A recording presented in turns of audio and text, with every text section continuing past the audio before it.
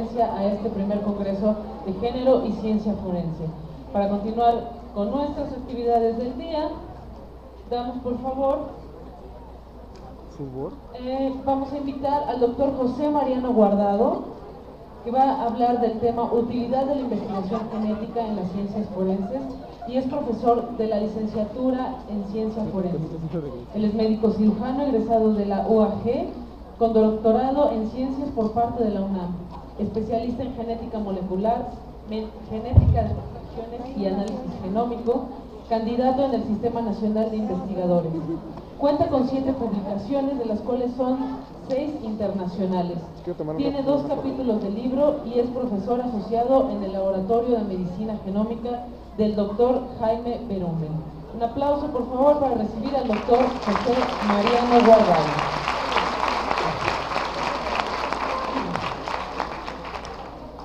Hola, ¿qué tal? ¿Me escuchan ahí arriba? No, nunca había tenido tantos favores.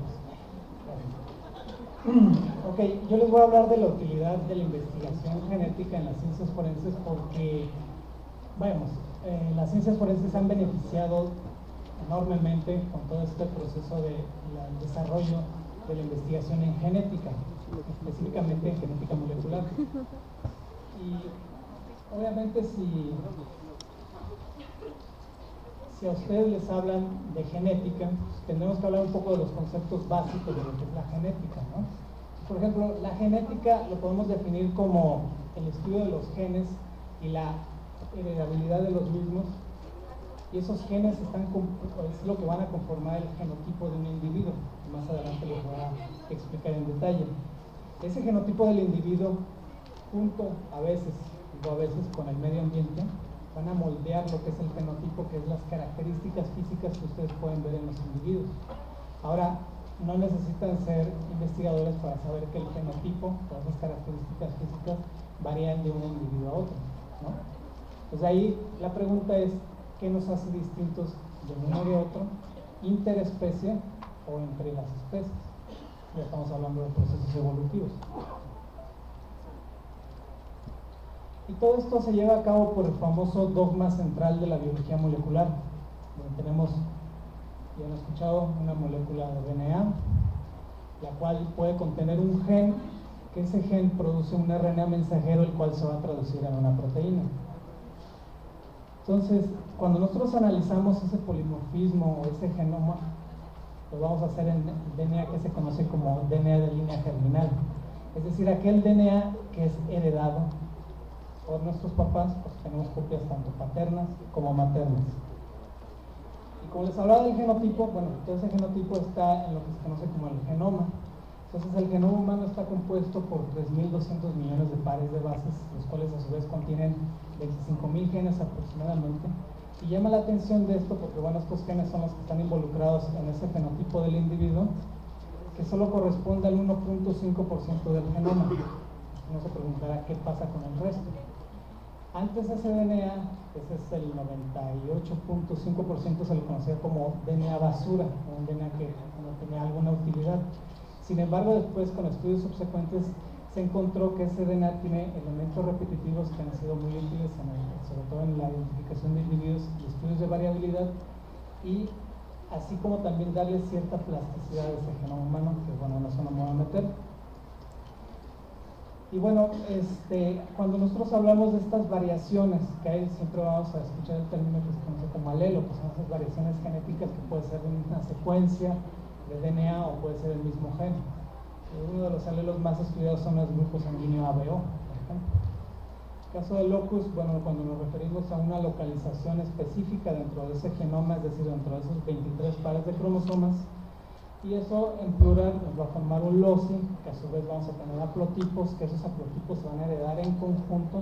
Tenemos un haplotipo materno y uno paterno, que nos van a formar a su vez el genotipo, y el resultado es el fenotipo, que es lo que nosotros podemos observar, que puede ser desde una célula hasta el individuo. Entonces, cuando hablamos de esa variabilidad, una de las preguntas que fue es qué tan diferentes somos, por ejemplo, de los chimpancés, que son nuestros primos más cercanos, cuya divergencia fue hace 1 millón de años aproximadamente. Entonces, cuando se empezó a estudiar, a hacer esa genómica comparativa, comparar el genoma de los chimpancés seres humanos, pues aquí llama la atención que compartimos el 99% del genoma. O sea que si te dicen que eres un chango, pues tienen un 99% de esa riqueza. Una disculpa por el Entonces, estos estudios se llevaron también en seres humanos, estoy hablando de ya de los 80, obviamente motivados por esta variación en los fenotipos de los individuos de distintas poblaciones. Entonces, aquí llama también la atención que la variación genética que existe entre individuos no relacionados, es decir, no emparentados, es de solo el 0.1%, es bajísimo. De toda esta variación, solo el 5 al 15% es esa variación que se puede explicar entre las poblaciones ancestrales como son las africanas, europeas y asiáticas. Es decir, además de ese 0.1%, el resto es compartido entre todos nosotros. Es decir, que muy poca de esta variabilidad puede explicar las diferencias entre africanos, por ejemplo, europeos o inclusive amerindios. Entonces, nosotros cuando hablamos de variabilidad genética tenemos que tener muy presente el concepto de polimorfismo contra mutación. Un polimorfismo es aquel, bueno, el polimorfismo se origina principalmente por una mutación. Esto quiere decir de que es un cambio en esa secuencia de DNA, la cual te puede cambiar desde un nucleótido hasta una región donde se inserta o se duplica un fragmento o se puede perder. Sin embargo, existen mutaciones que son deleterias para el individuo, es decir, que no son compatibles con la vida. Muchas vidas son, son causa de abortos espontáneos. Otras sí son compatibles con la vida, pero bueno, tienen un fenotipo particular que afecta al individuo. Sin embargo, existen aquellas mutaciones que por diversas razones son perpetuadas en esa población y cuya frecuencia suele ser mayor del 1%. A esto ya se le conoce como polimorfismo y aparentemente no está asociado a alguna patología en particular. Entonces, todos estos estudios de variabilidad, ese 0.1%, dentro de la utilidad que tuvo fue identificar aquellos marcadores genéticos utilizados frecuentemente en la identificación de individuos. Ahorita, por ejemplo, ya es muy común escuchar las famosas pruebas de paternidad, desde la novela hasta la película o lo que sea. Y bueno, dentro de los marcadores genéticos que se han utilizado están primero los mini satélites, que son secuencias repetidas que pueden abarcar miles de pares de bases, los cuales son altamente polimórficos. Sin embargo, una de las desventajas de estos marcadores es que el análisis es complicado, ya que es a través de una técnica que se conoce como Sauer blot, o que era una radiografía del DNA. De hecho, de ahí viene el nombre del famoso DNA fingerprinting, que es la huella digital de DNA, que es lo que te identifica del otro individuo. Y la otra desventaja es de que el DNA que se requiere es un DNA de alto peso molecular, es decir, un DNA que no está degradado, por lo cual inmediatamente se puede descartar para el caso de análisis, sobre todo en osamentas o manchas que ya tengan mucho tiempo y que ese DNA ya haya estado sujeto a degradación. Bueno, voy a hacer aquí un paréntesis. Esto no tiene nada que ver con forense ni con la identificación de individuos.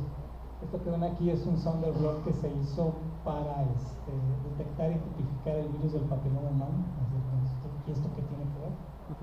Pero esta técnica es la que antes empleaban, era una técnica bastante elaborada, pero fue la que le permitió al doctor Jaime Bellman, que fue de los pioneros en estas tecnologías de identificación de individuos, traerla acá a México y bueno, después llevar a cabo esta serie de estudios.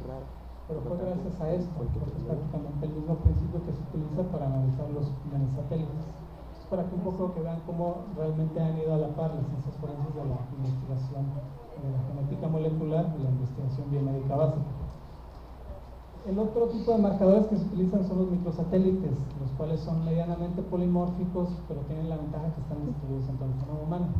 Actualmente la mayor parte de los laboratorios que hacen identificación de individuos utilizan un panel de 15 microsatélites, los cuales te permiten distinguir o tienen un poder de discriminación muy alto.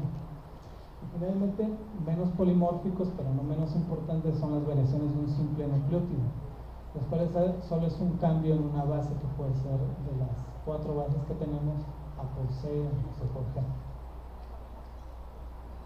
Y otra vez reforzando la importancia de esta investigación es que esta técnica, que es la reacción en cadena de polimerasa, que ustedes ya lo han escuchado, con la famosa PCR, que fue diseñada por este investigador australiano, que es Paris Mullis, al cual le dieron el premio Nobel.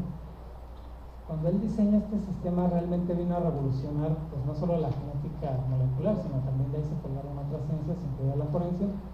Y esto porque gracias a la PCR nosotros podemos tener un DNA en escasas cantidades y mediante unos, si ustedes buscan en la literatura, se conocen como cebadores o primers, que son libros específicos, podemos obtener copias de manera exponencial a través de una enzima, es decir, amplificar de un fragmento pequeño de DNA, tener muchas copias.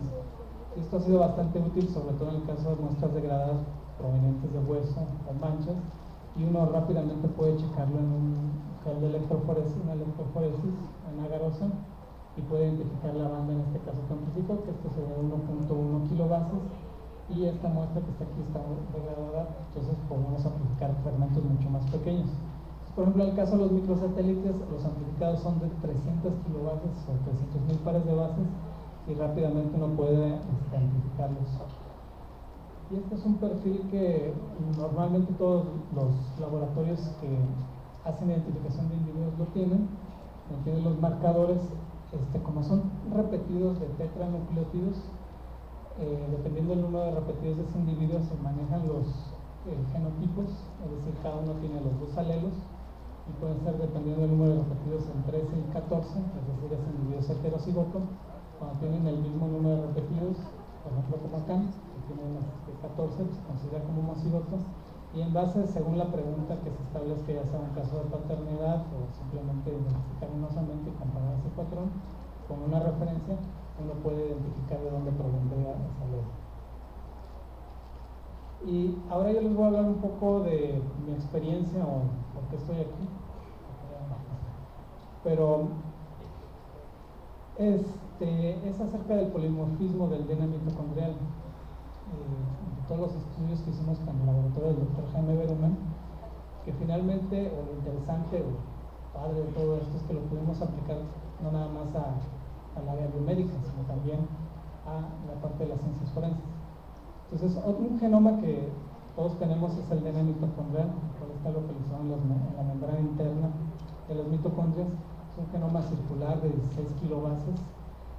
Tiene 13 genes muy importantes para la fosforilación oxidativa, es decir, producción de energía, y se hereda exclusivamente por vía materna, es decir, todos tenemos el DNA mitocondrial heredado por nuestras madres, aunque a algunos parece que dicen que no tienen DNA mitocondrial, pero todos tienen.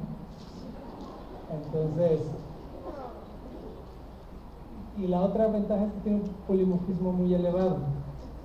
Ese polimorfismo muy elevado puede identificar algunos polimorfismos que son característicos de algunos grupos poblacionales, y por lo que se han identificado estos grupos mitocondriales. No sé si han escuchado hablar de la teoría esta de la EVA mitocondrial, que fue uno de los primeros estudios que se hizo por Rebecca Kahn, donde proponían que el origen del hombre moderno era en África hace aproximadamente 200.000 años. Una teoría que causó mucho revuelo, sobre todo en ese momento, cómo era posible que el hombre moderno se haya originado de ahí. Pero bueno, se han podido trazar filogenias. Tenemos los macroaprogrupos africanos, los indoasiáticos, de donde tienen el C y el D, que también es amerindio, y los euroasiáticos, que tienen el A y el B, que ahorita les vamos a mencionar, que son de los más frecuentes. Ahora, no solo para trazar el origen del hombre moderno ha servido esta información, sino también para ver ciertos patrones de migración, como de las migraciones más importantes es de la salida del hombre moderno de África y de los primeros colonizadores que llegaron a través del estrecho de Bering hacia lo que hoy es el continente americano. Y bueno, este fue el trabajo que me llevó aquí. No tiene nada que ver con ciencias forenses, bueno, ¿qué diablos tiene que ver con esto? Pero la pregunta inicial fue un estudio de asociación del polimorfismo del DNA mitocondrial con cáncer cervical. Esto como búsqueda de factores genéticos. Y este trabajo lo publicamos en el 2012. Sin embargo, bueno, yo cuando lo veo digo, qué bonito, ¿no? Pero realmente nos costó 6 años en llegar a esta parte de la pregunta. Y esto porque identificamos varios problemas.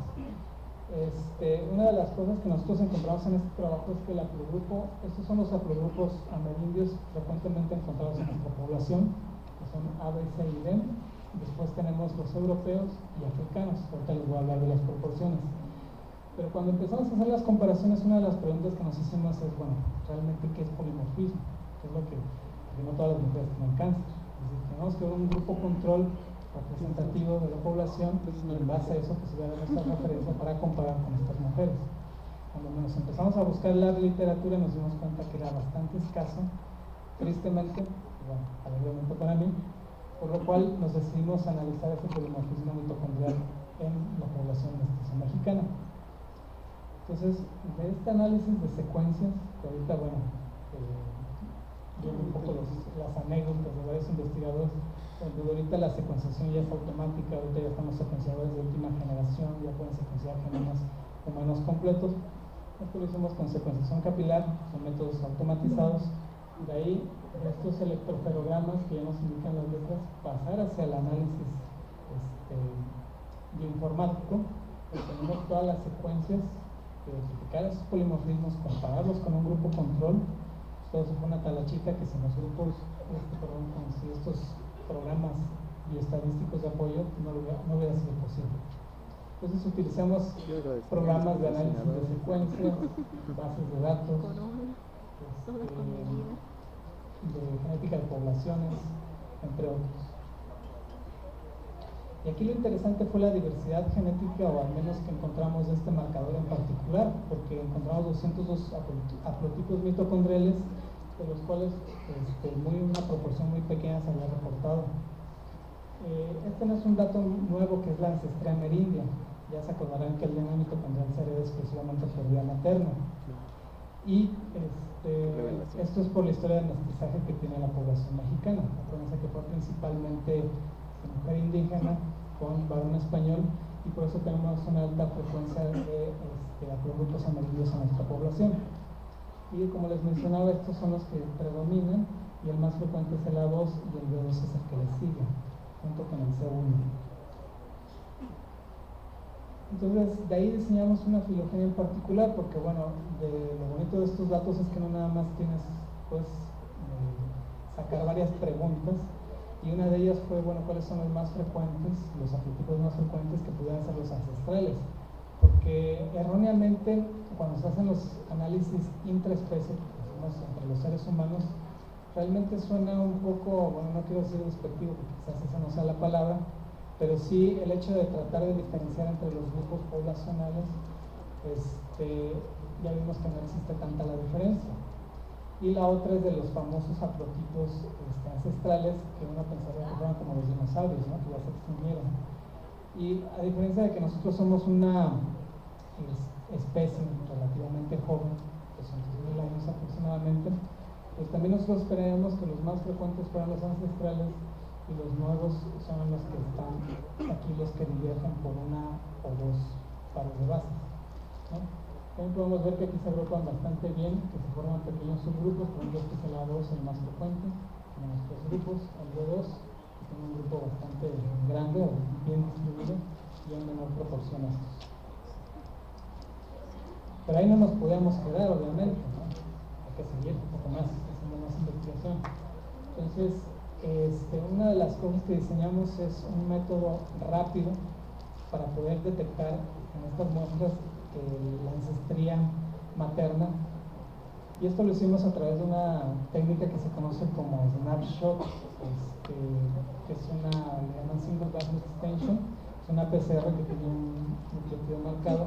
Esta técnica es muy útil sobre todo para el análisis de polimorfismos de un simple nucleótido, y lo que hicimos es una PCR múltiple, es decir, que en una sola PCR analizamos muchas posiciones a la vez, y ya nos fuimos directamente con esas posiciones que para nosotros son informativos y nos permiten distinguir de los haplogrupos de los no amerindios, los grupos A2, que son las posiciones que predominan, B2, C1 y el B1. Esto, claro, lo tuvimos que secuenciar para corroborar que efectivamente nuestra técnica era válida.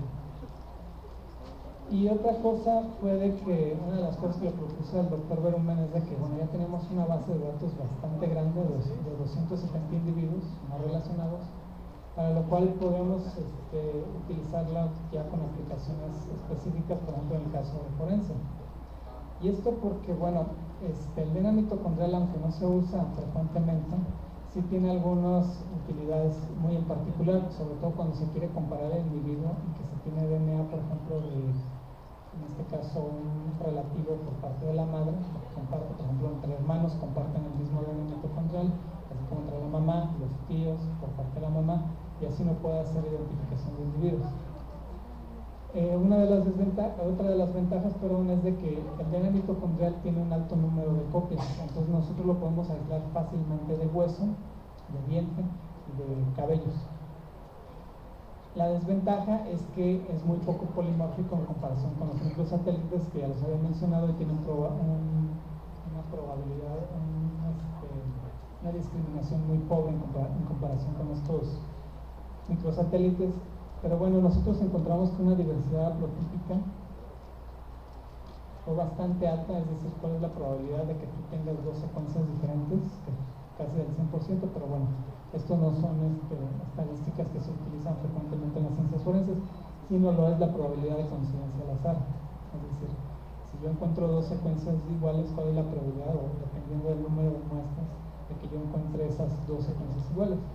Entonces la probabilidad de coincidencia al azar es de 1 en 150 aproximadamente, es decir que en una población, por aquí en el Distrito Federal, que somos 8 millones aproximadamente, pues el poder de discriminación sería muy bajo.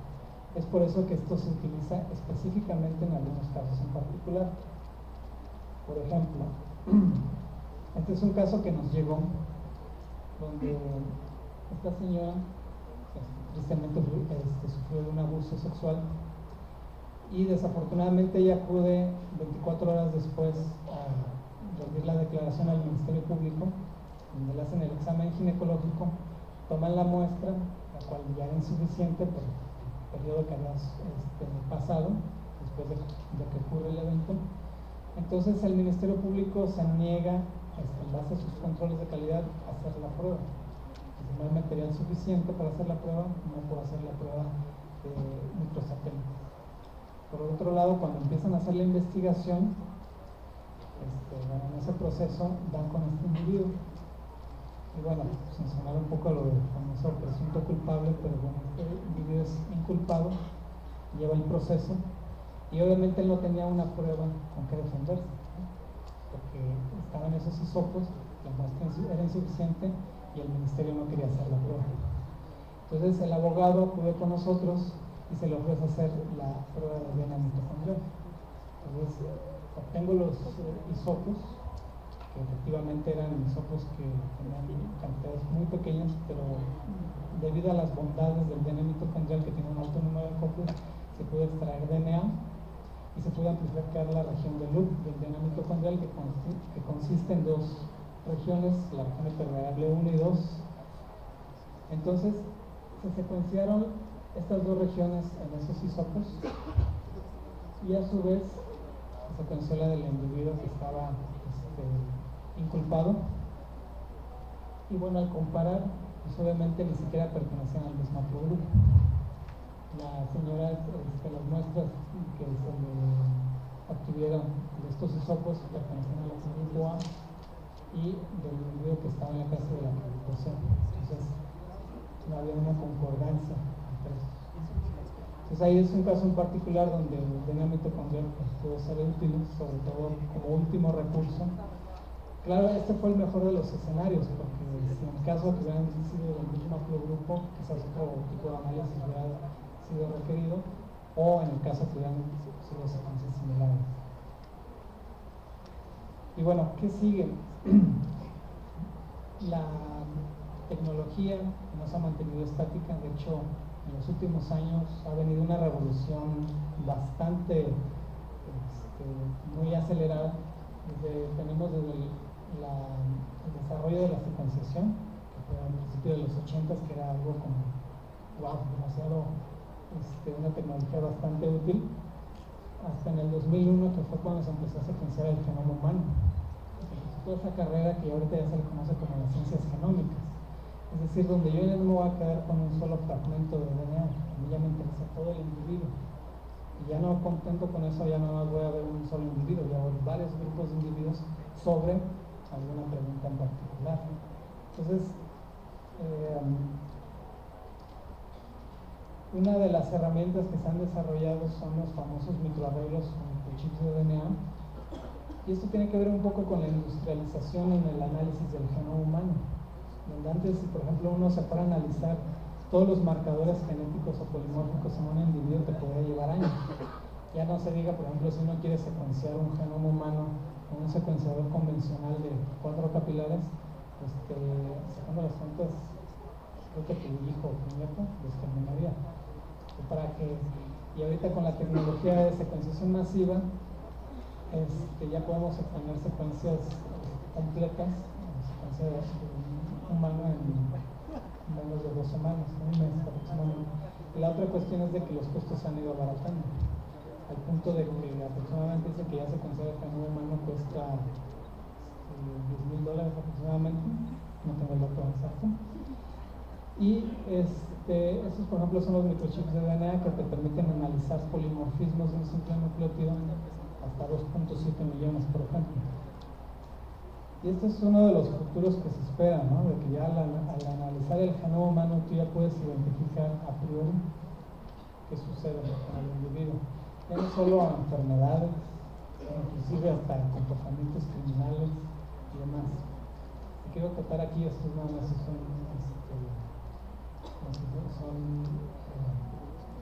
estimados estadísticos. Esto es un caso muy drástico. Pero algo que ya es factible, por ejemplo, es el análisis de ciertos genes candidatos que están relacionados con el color de los ojos. Imagínense, por ejemplo, donde analizan un panel de unos 5 o 10 años y en base al análisis de ese polimorfismo nosotros podemos obtener un estimado donde nos puede indicar el color de ojos desde el más claro, que podría ser azul, hasta el más oscuro. De hecho, en este trabajo solo no pudieron identificar estos 3 ojos que salían más o menos de las proporciones. Y normalmente estos son los extremos. Esta es una técnica que ya está disponible en el mercado. Ya están desarrollando nuevas tecnologías para identificar el color del cabello, así como el grosor. También ya hay estudios, por ejemplo, para identificar los huesos maxilares, para identificar, por ejemplo, la fisionomía de ese individuo. Inclusive, por ejemplo, hace menos de 2 semanas acaban de sacar en Nature, donde de un fósil de hace 6,000 años pueden identificar los rasgos característicos de un individuo en España, que tenía tez oscura y ojos claros. Entonces, ya este es como el sueño de todo aquel que hace ciencia forense, donde de una muestra de sangre tú tengas una especie de retrato hablado. Ya no nada más la identificación del individuo, sino ya un aproximado de cómo sería ese individuo. Entonces, gracias.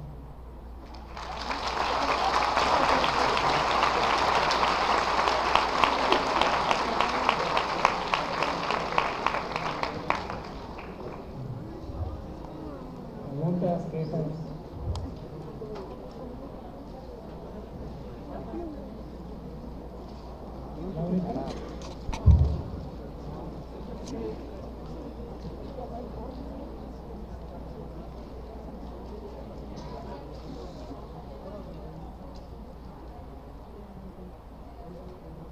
Pero no, es que no te... Ay, qué lindo, ven acá cerca. Dijimos que íbamos a entrevistarla.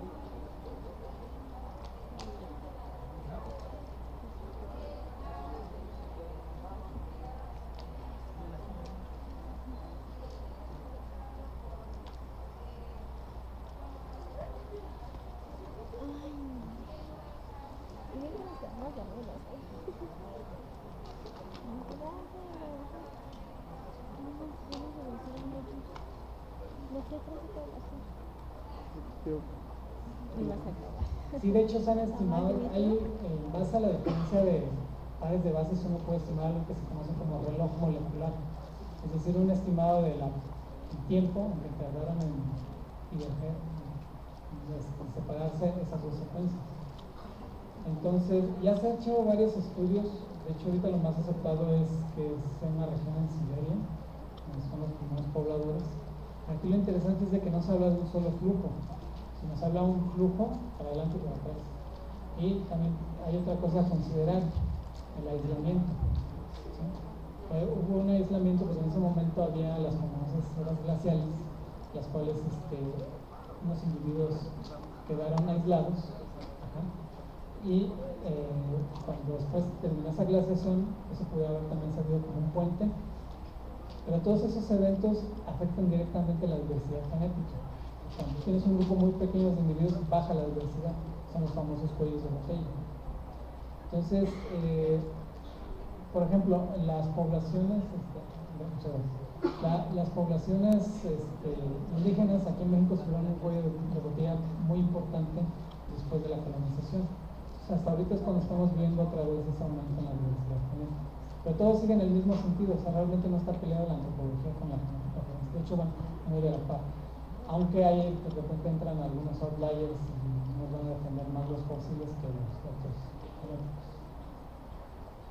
Me preguntan, ¿puedes comentar algo relacionado con los derechos humanos y las posibilidades para saber sobre las características de las personas? Sí, fíjate que es algo muy complejo porque cuando hablas de genoma tienes que hablar directamente de ética. Sobre todo desde, por ejemplo, en Estados Unidos, las famosas bases de datos donde aquellos individuos que son un delito, por ejemplo el vivo, ya les toman la muestra de sangre y ya tienen como una base de datos para que en delitos subsecuentes pudieran tenerlo comparable. Pero bueno, también eso habla un poco de la privacidad. Y la otra, hace poquito estaba revisando de que, por ejemplo, qué tanto se pueden manipular estas pruebas genéticas, ¿no? O sea, ya hay sistemas que se han desarrollado donde uno puede tener distintos fragmentos y inclusive sembrarlos. O sea, ya es una cosa demasiado drástica. Y también, por ejemplo, cuando les hablaba de las proporciones, les voy a poner el ejemplo de los estudios genómicos en enfermedades, ¿no? ¿Qué sucede, por ejemplo, cuando lleguemos al punto donde te hagan un análisis y te calculen tus riesgos para desarrollar enfermedades cardiovasculares, cáncer y demás? Y tú vayas y solicites un seguro y te digan, pues el riesgo es muy alto. Pues por ahí va la cosa, pero todo eso siempre se tiene que regular. Y pues bueno, eso sale fuera de conocimiento. Pero ahí está. La otra es, la homosexualidad se determina genéticamente. Claro, o sea, y bueno, hay trabajos bastante interesantes de diferenciación sexual donde sí hay algunos eventos que ocurren, pero bueno, ya específicamente encontrar el polimorfismo que está asociado a eso, desconozco. Ya.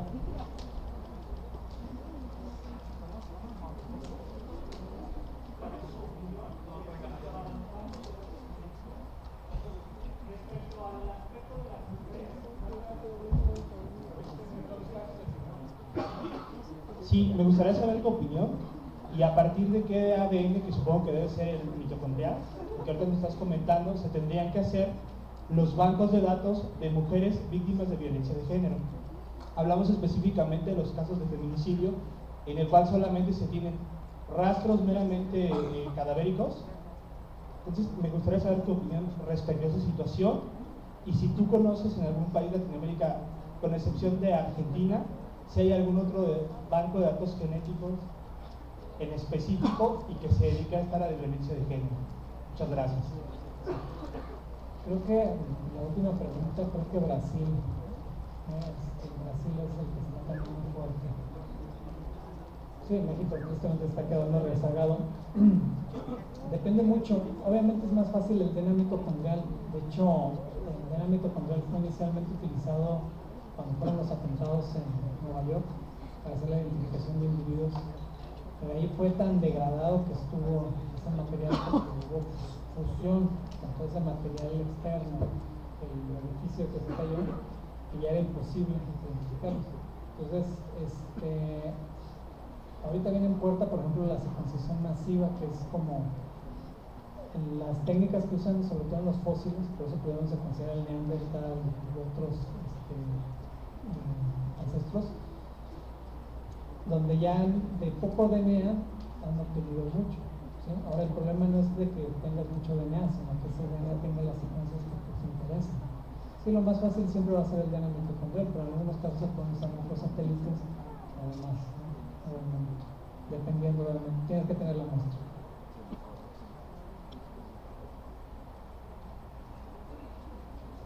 ¿Cuántas preguntas me quedan?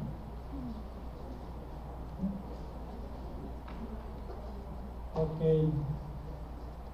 ¿Los microarreglos son terapia génica? No. Una pregunta que hacen muy frecuentemente, porque cuando estos microarreglos se ofrecen en la práctica clínica, que es por ejemplo para el diagnóstico de enfermedades genéticas, siempre se le debe decir al paciente que son microarreglos por el nombre que se le da la connotación del arreglo de las ondas, porque no te va a arreglar nada. La terapia génica es únicamente, estos microarreglos son de diagnóstico únicamente. Y la terapia génica causa inseguridad jurídica para la identificación de individuos. Esta pregunta no la entendí. ¿Qué opinas de la clonación? ¿Qué pedo que se pregunta? Depende, porque yo creo que es un tema que ha sido bastante viciado, porque la clonación siempre ha estado. Por ejemplo, en ensayos de laboratorio hay clonación de células. Por ejemplo, hay unas células que son conocidas como GILA, que provienen de una paciente que murió de cáncer cervical en los 60, y gracias a esas células ahorita están inmortalizadas y es una expansión clonal. Clonación como tal, pues bueno, debe tener bastantes repercusiones. Quizás lo único que yo le veo utilidad es el famoso que ya te ahorrarías o diseñar aquellos sistemas, por ejemplo, para obtener órganos, ¿no?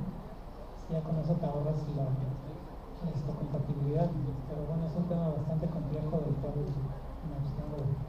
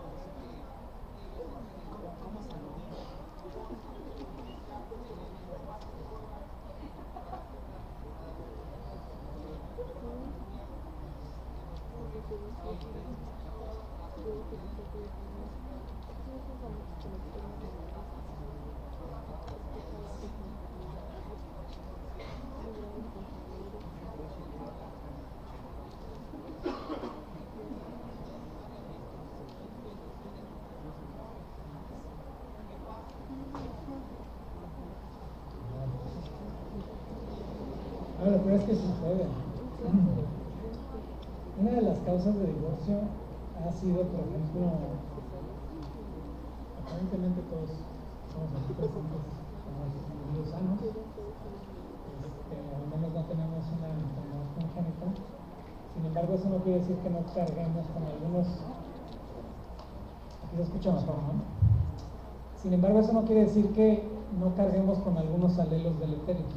Si por alguna combinatoria, cuando te casas y tienes hijos, puedes tener algunos, por ejemplo, enfermedades recesivas, que son más comunes en algunas poblaciones como grupos muy cerrados, como el caso de los judíos, pero en este caso sale fuera de contexto, porque mientras más exploras, más posibilidades tienes de encontrar cosas, ¿sí?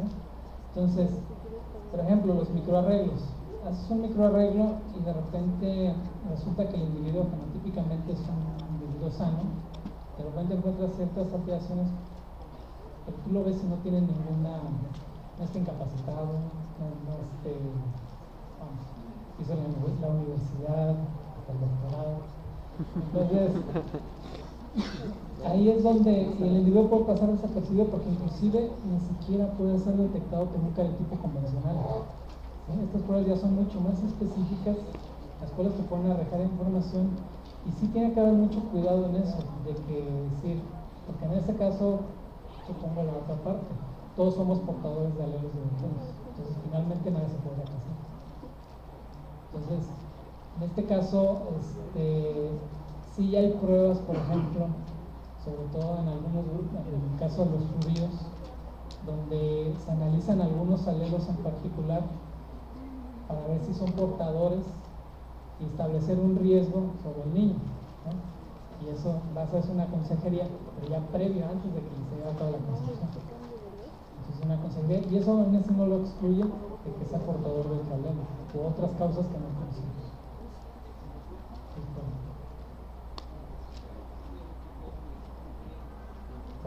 Bastante complejo y es algo que finalmente se tiene que regular, así como hablaban de bueno, que ya el uso del DNA ya empieza a legislarse, pero también ese tipo de casos en particulares salen fuera del contexto. Es como, por ejemplo, bueno, esto es una anécdota nada más, los que trabajamos con virus del papiloma humano, el virus del papiloma humano divorcia como no tienen una idea. Pero demostrar ahí que realmente fue quien lo tuvo es bastante complicado.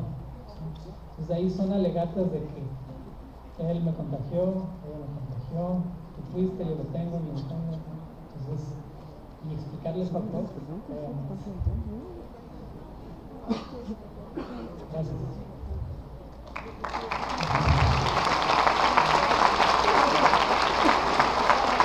El primer candidato de género, licencia forense, agradece la intervención del doctor José Mariano Guardado Estrada, quien recibe el reconocimiento por la licenciada Clarita Ivonne Pérez.